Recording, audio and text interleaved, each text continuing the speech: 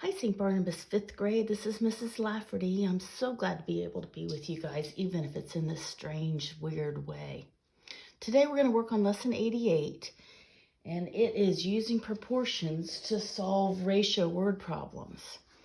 So let's review a little bit. A proportion is a statement that shows that two ratios are equal.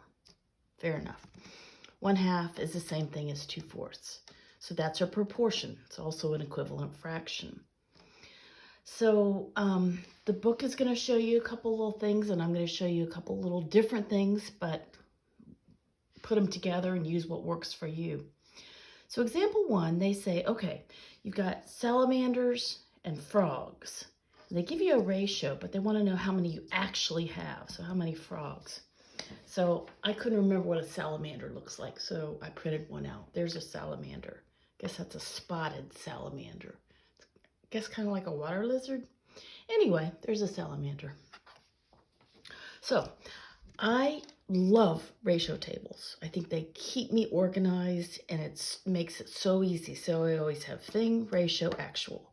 And I do that for all proportions and ratios that I need. I have some unknown. So thing, the next ratio, then actual. And you can fill them in any combination you want. I have 5 salamanders for every 7 frogs. So there's my ratio. But they said I actually have 20 salamanders. So if I have 20 salamanders, how many frogs do I have? So I know that there are 4 groups of 5 each in 20. So if I had 4 groups of 7 each, how many am I going to have? So I leave this little extra box. So what do I do to 5 to get 20? Multiply by 4. I'm going to do the same thing to 7. So what's 7 times 4? 28. So how many frogs do I actually have? I have 28. And that little ratio box really helps keep me organized. Let's look at example 2.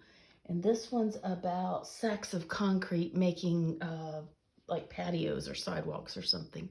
So thing, ratio, leave my little multiplication or division, actual, okay? So I have 3 sacks, and it makes 12 square feet. Okay. I can work down, and I know that 3, but I'm not going to do it that way. So I'm going to say, let's set this up as solving for unknowns. Remember we just did that last lesson? So 3/12 equals something over 40. 12, nothing even multiplies, right? So I'm going to change it a little bit. I'm going to cross multiply these or use my butterfly. Do you guys know about that?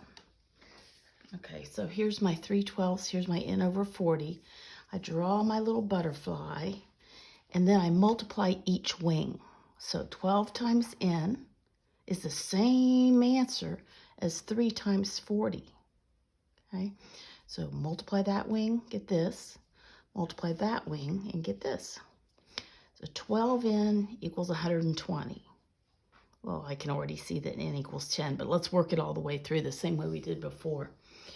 So I'm going to divide both sides by the same thing, just like I did last lesson. And I'm going to say 12n divided by 12 and 120 divided by 12. And do you guys remember that if the numbers are just bumped up next to each other, that means 12 times n? So I can put a little dot in there if you want to. Oops. So 12n divided by 12, I'm going to get rid of that, turns to a 1. So now I just have that 1n. Remember, the 1's invisible.